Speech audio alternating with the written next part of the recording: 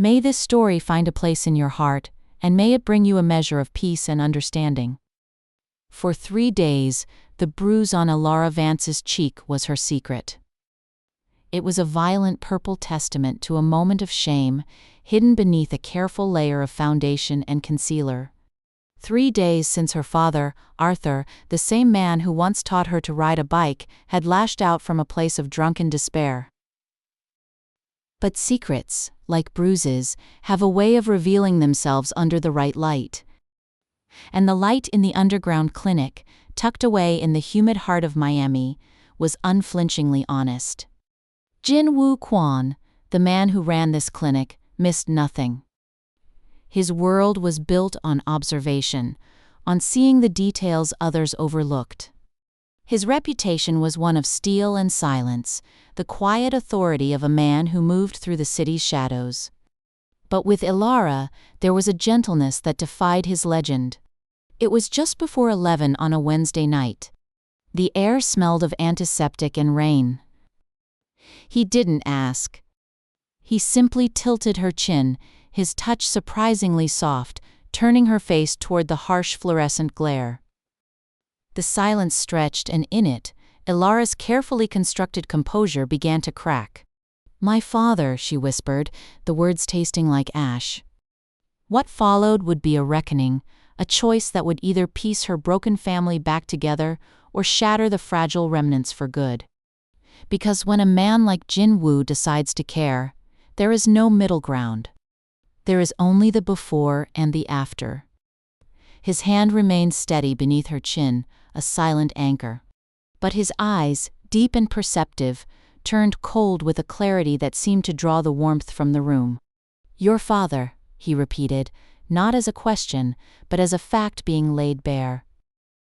Ilara tried to recoil, to retreat behind the professional mask she'd perfected over 8 long months working in this place of secrets and sutures. "It's fine," she insisted, the lie thin and brittle. "He didn't mean to." "Stop." The single word was quiet, yet it carried the weight of a final command. "Do not make excuses for a man who hurts you." And with that, the dam of her resilience, worn thin by 2 years of relentless pressure, finally gave way. There were no dramatic sobs. Ilara had long forgotten how to be dramatic. It was a quiet, tired surrender. 2 years of shouldering every burden, of pretending to be unbreakable, of working 60-hour weeks while her family disintegrated around her, it all spilled out under the sterile lights of that hidden room. Jin Woo guided her to a chair, then crouched before her, his tailored suit a stark contrast to the worn linoleum floor. And he waited. He was a master of waiting, of letting the silence draw out the truth. It was a skill that had kept him alive in a world where a single misstep could be your last. "My mom died 2 years ago," Ilara began, her voice a monotone of exhaustion. "Pancreatic cancer. By the time they found it, she had 9 months. I was her hospice nurse, right here at home. I watched her fade away in the living room where we used to watch game shows together."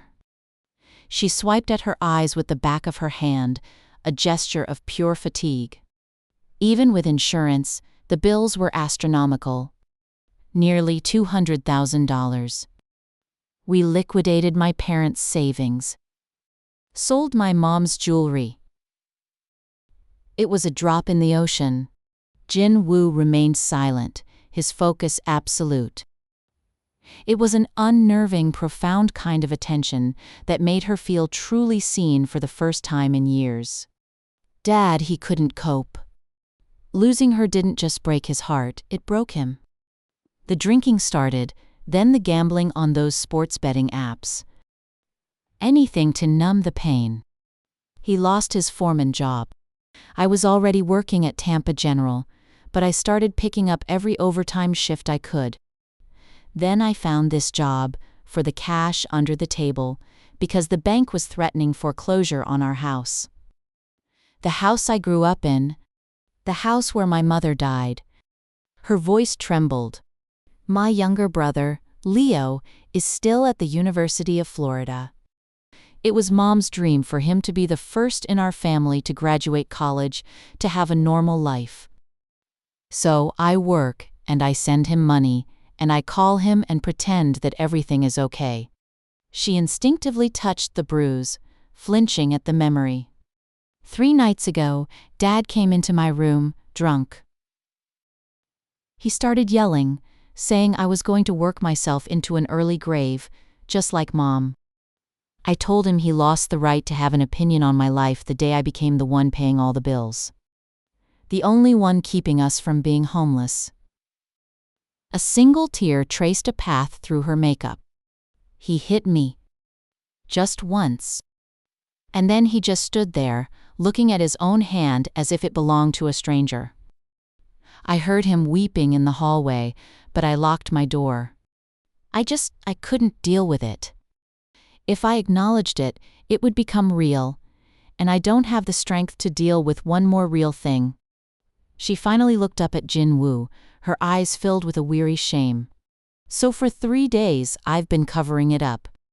Going to work, smiling at patients, acting like it's all fine. I've gotten very good at pretending. Jin-woo rose slowly, his movements deliberate. He took out his phone. You're done for the night. Go home. Get some rest. Jin-woo, I need the hours. I need the money. You will still have your job on Monday, he said, his tone gentle but leaving no room for negotiation. But tonight, you need to go home. What Ilara didn't see was the decision solidifying behind his calm facade. As she left, Jin-woo was already making a call. He dialed Isabel, a former CIA analyst who found the private sector to be more lucrative and far less bureaucratic. Arthur Vance, he said, his voice clipped and professional. I don't want dirt. I want the complete picture. I need it by Friday. By Friday afternoon, a comprehensive file was on his desk in his Coral Gables office, which fronted as a high-end construction firm. Jin-woo read it over a cup of espresso, a rare indulgence. The story it told was a familiar American tragedy. Arthur Vance, 58, a respected construction foreman with a perfect work record. Until 2 years ago. Then, a collapse. $47,000 in high-interest credit card debt and loans from predatory online lenders. A local bookie.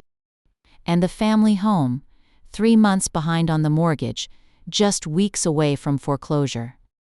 But then Jin-woo found something that made him pause. 3 weeks prior, Arthur had started attending Alcoholics Anonymous meetings at a small church in his neighborhood. Tuesdays and Thursdays, 7 p.m. He'd been sober for 19 consecutive days before the night he struck his daughter. And then there was the journal. A cheap, spiral-bound notebook from a pharmacy that Arthur kept tucked under the seat of his aging pickup truck. Isabel had photographed the most recent entries. Jin-woo read them, and then he read them again.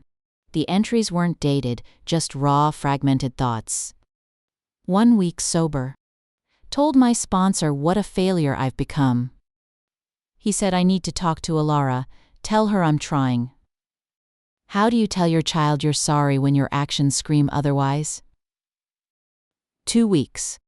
I watch her leave for work before the sun comes up. She thinks I'm sleeping it off. She doesn't know I'm awake, that I'm sober, that I'm drowning in shame. Tomorrow, I'm going to tell her everything. The meetings, the debt, the desperate hope that I can be her father again. I'm terrified she'll look at me with disgust. I deserve it. I hit her. I hit my little girl. Helen would never forgive me. God, I will never forgive myself. Relapsed. The bottle was a comfort and a curse. Went to her room to apologize and I hurt her instead. I've become my own father. The monster I swore I would never be. Jin-woo closed the file, the silence of his office profound. He looked out at the glittering Miami skyline. Arthur Vance wasn't a monster. He was a man consumed by grief, trying desperately and failing to save himself, because he was doing it utterly alone. Jin-woo understood that kind of isolation more than anyone knew. On Saturday, he called Ilara and asked her to meet him at the clinic. When she walked in, he was sitting at the small desk, the photocopied journal pages laid out before him. "What is this?" she asked, her voice wary. "Sit," he said softly. He slid the pages across the desk. Ilara began to read. Halfway through the second page, her hands started to tremble. "Where did you get these?" "Your father keeps a journal.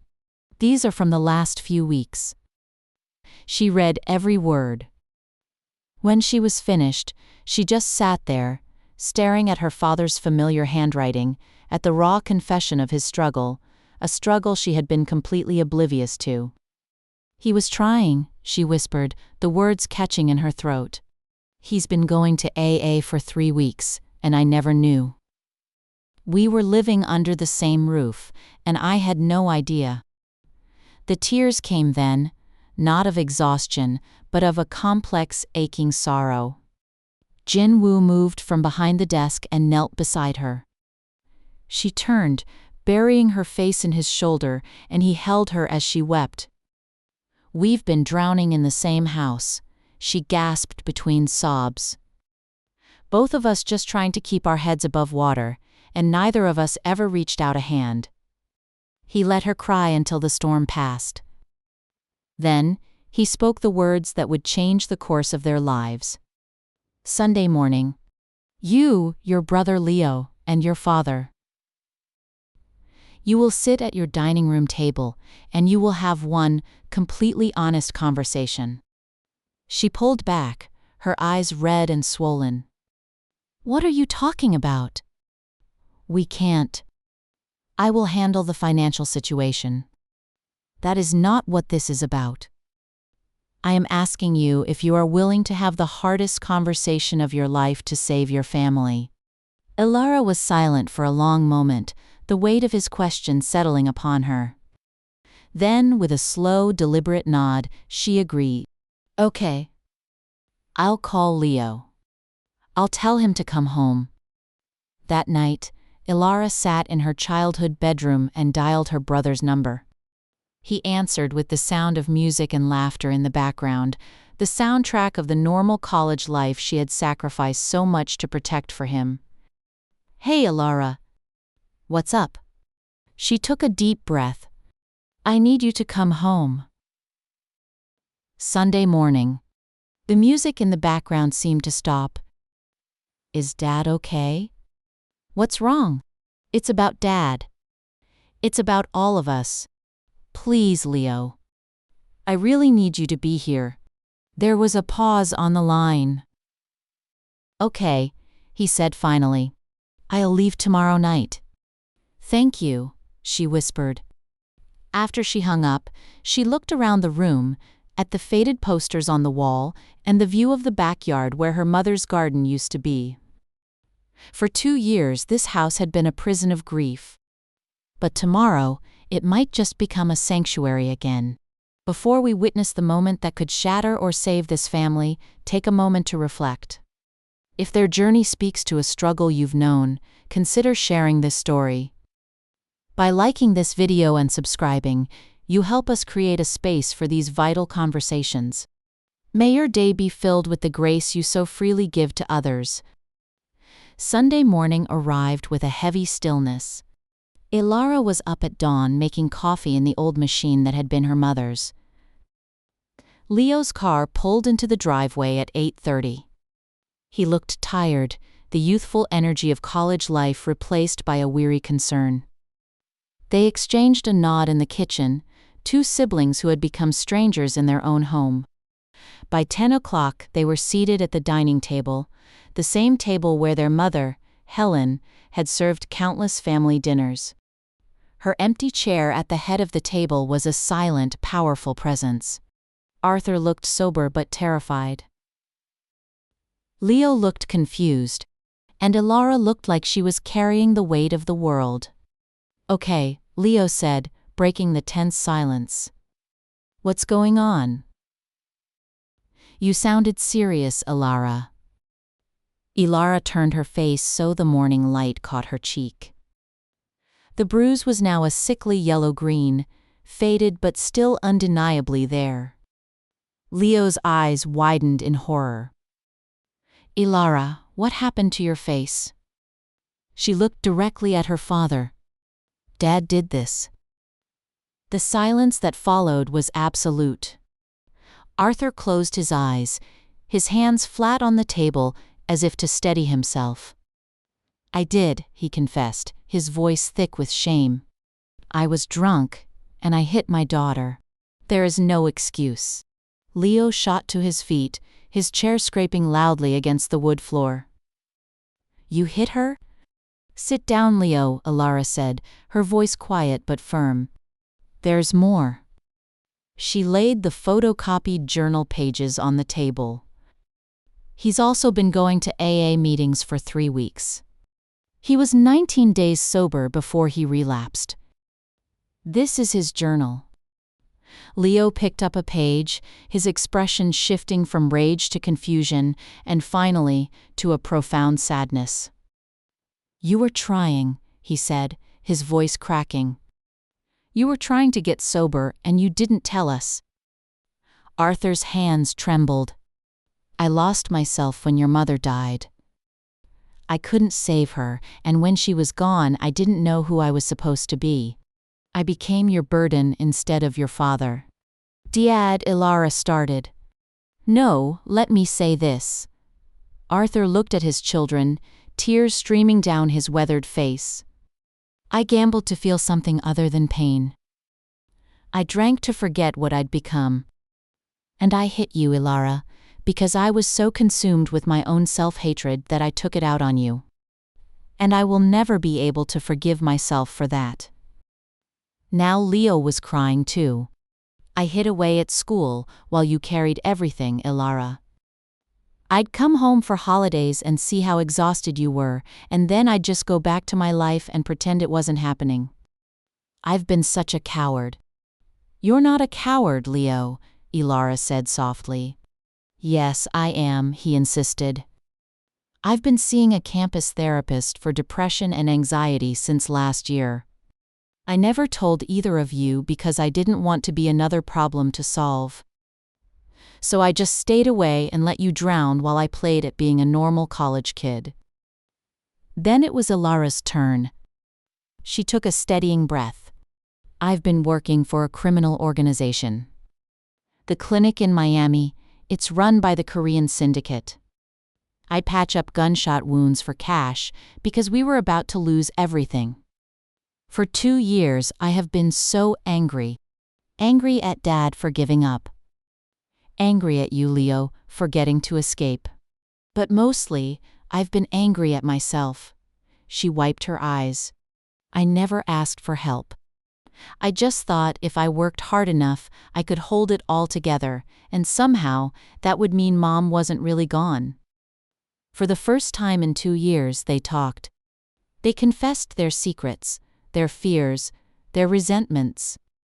They were 3 ghosts haunting the rooms of their past, finally seeing one another for the first time. Just then, the doorbell rang. Ilara stood. "There's someone you need to meet." Jin-Woo Kwon stood on the porch, dressed in simple dark jeans and a button-down shirt.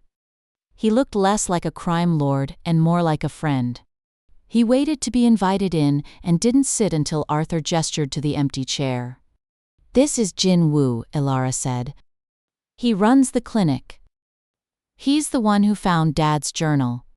Jin-Woo addressed Arthur directly, his tone respectful. "Mr. Vance, I'm aware of your financial situation. The $47,000 in debt. I know about your AA meetings. I know you are trying to put your life back together." He paused. "I would like to help you." Arthur's jaw tightened.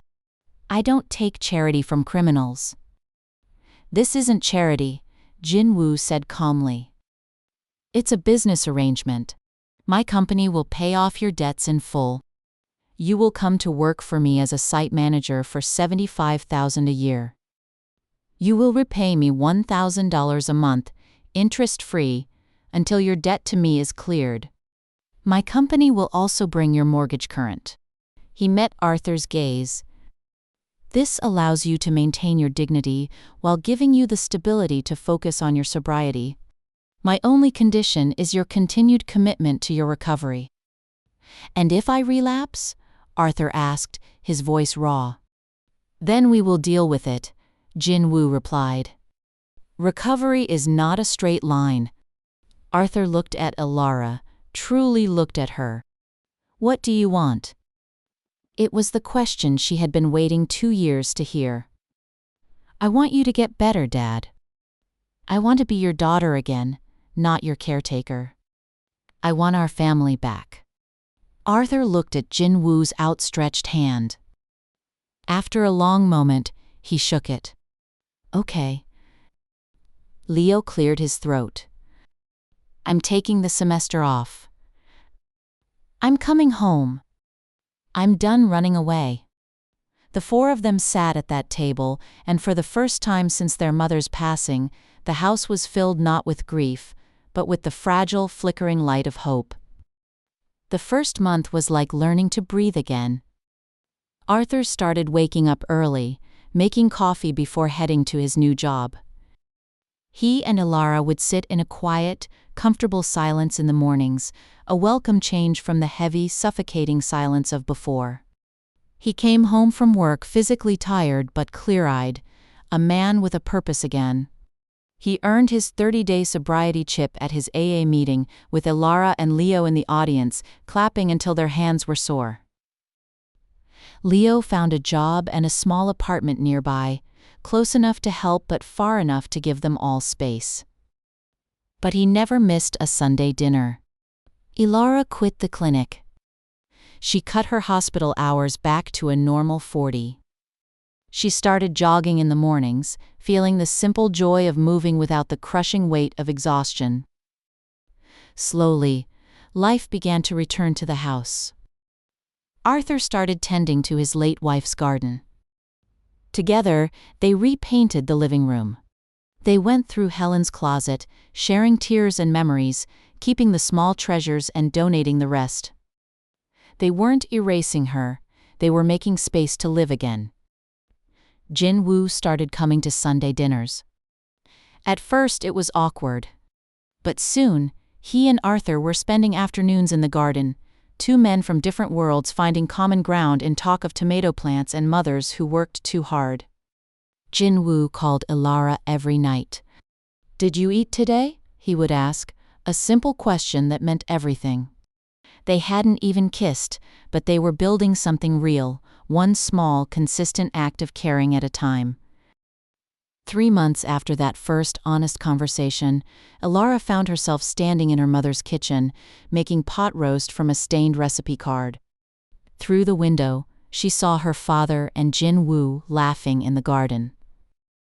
She saw her brother setting the table. And she began to cry, not from sorrow this time, but from an overwhelming sense of hope. Later that evening on the back porch, she told him, I'm falling in love with you. Jin-woo's rare, genuine smile lit up his face. I fell for you months ago, he confessed. She moved into a small apartment of her own soon after, and was accepted into a nurse practitioner program. Arthur hit 90 days of sobriety. Everything was finally impossibly going to be okay.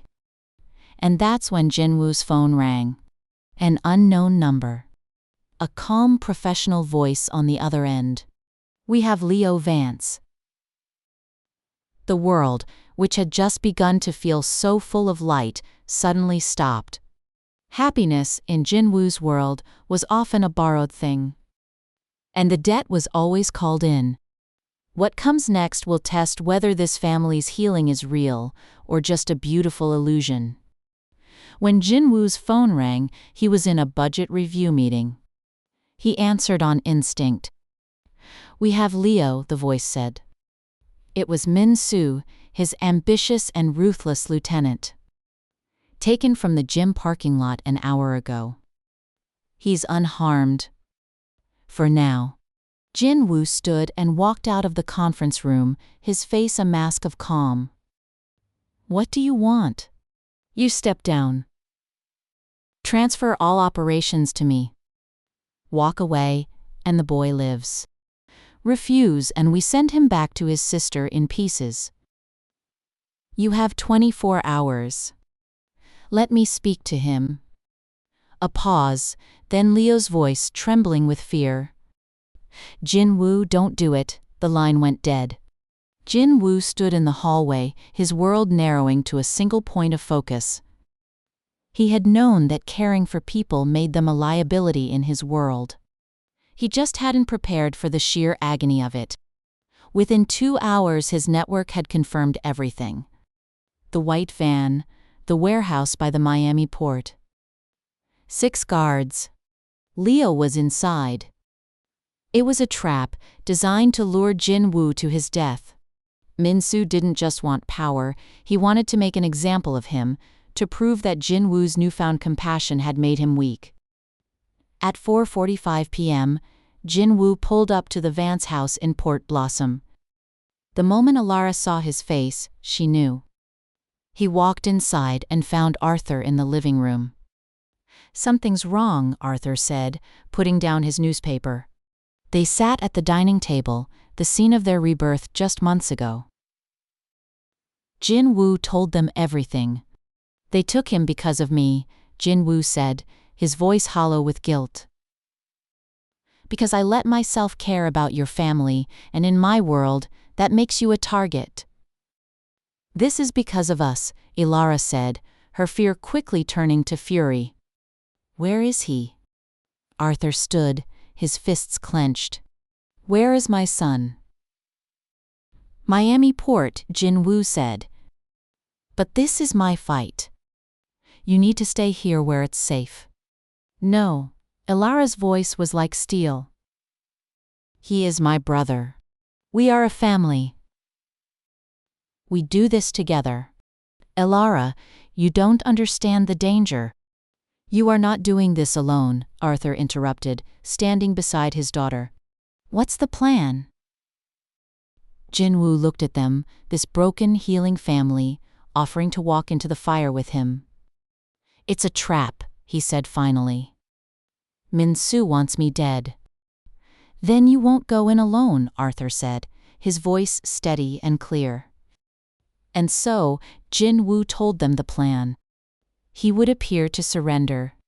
Arthur, with his 30 years of construction knowledge, would use the building's schematics to find an alternate way in. Ilara would be their medic, stationed 2 blocks away.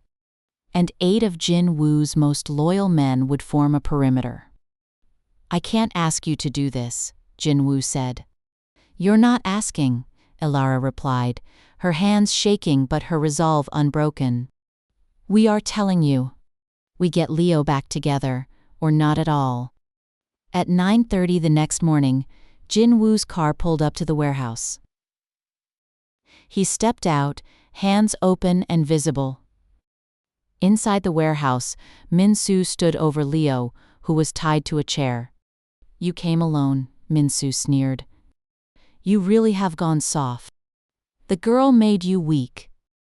"Let Leo go," Jin Woo said. "Oh, the boy dies anyway," Min Su laughed cruelly. "Then we pay his sister a visit. A man like you hurt him by taking away everyone he loves." That was when Jin Woo's composure broke. His voice dropped to an icy calm. "You made a fatal error, Min Su. You threatened my family." He gave a signal, almost imperceptible. And all hell broke loose. Doors on either side of the warehouse exploded inward. Jin Woo's men stormed in, gunfire erupting in the cavernous space. From a side entrance, where a maintenance tunnel emerged, Arthur appeared. He moved with the quiet competence of a man who knew every inch of an industrial site. Jinwoo was already moving toward Leo, diving behind a stack of crates as bullets whizzed past. Arthur saw a guard aiming at Jinwoo and reacted on pure instinct, tackling the man to the ground. He felt a searing pain in his thigh, but ignored it. He reached Leo, slicing through his restraints with the utility knife he'd carried his entire working life. "I've got you, son," he grunted. Across the warehouse, Jinwoo faced Min-soo. It was brutal, hand-to-hand combat. "She made you weak," Min-soo yelled, landing a blow to Jinwoo's ribs. Jinwoo countered, his movements precise and deadly. "No," he growled, forcing Min-soo into a chokehold. "She made me someone with something to protect." He could have ended it right there. But he thought of Ilara, and he held on only until Min-soo lost consciousness. He chose mercy. They emerged into the daylight, bleeding but whole. Jinwoo with a graze on his shoulder, Arthur leaning heavily on Leo, his thigh soaked in blood. Ilara ran to them, her medical training taking over. She applied pressure, issued orders, a beacon of calm in the chaotic aftermath. They had survived. But as she worked to save her father and the man she loved, she looked at her brother's traumatized eyes and wondered what this victory had truly cost them.